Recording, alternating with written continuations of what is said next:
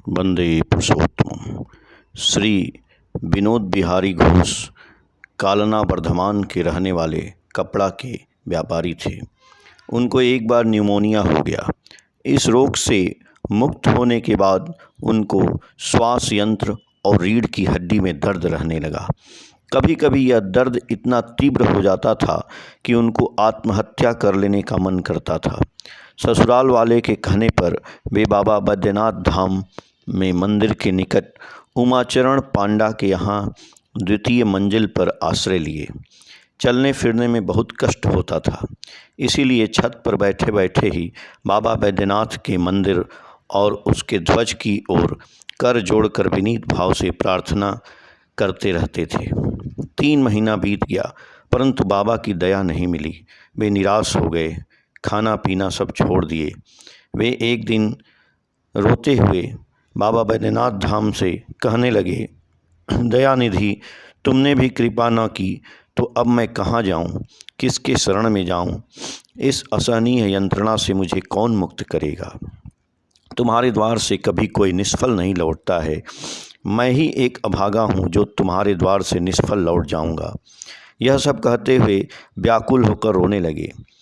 रात्रि में अचानक उनके सामने एक दिव्य तेजोमय जटाधारी महापुरुष उपस्थित होकर बोले, मत रो बेटा, यह तुम्हारे प्रारब्ध का फल है। समय पूरा होने वाला है। सद्गुरु के हाथ का स्पर्श मिलते ही सब ठीक हो जाएगा। घबराने की जरूरत नहीं है। यह अमृतवाणी सुनाकर मूर्ति अंतर्ध्यान हो गई।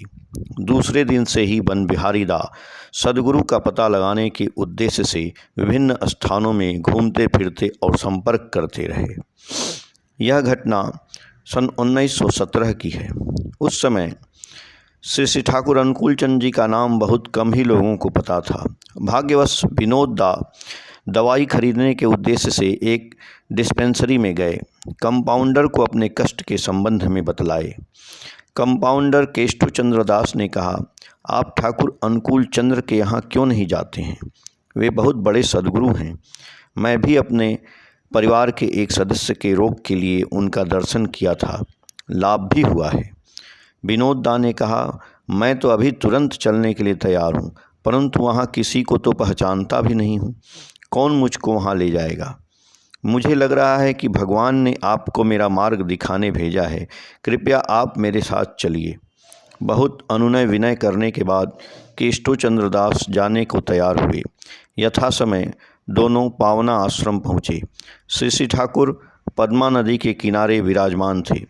विनोद दा को देखते ही कहा, आ गए तुम, बहुत अच्छा किए। इतना कहकर विनोद दा को हृदय से लगा लिए और पीठ पर हाथ फेरते हुए कुशल संवाद पूछने लगे। श्री ठाकुर का करुणापुर हाथ लगते ही यंत्रणा के स्थान को कोई शक्ति खींचने लगी।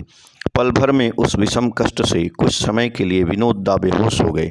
कुछ ही समय बाद उनकी समस्त यंत्रणा सदा के लिए दूर हो गई। जटाधारी महापुरुष की अमृतवाणी सत्य प्रमाणित हुई। पुरुषोत्तम से जय गुरु।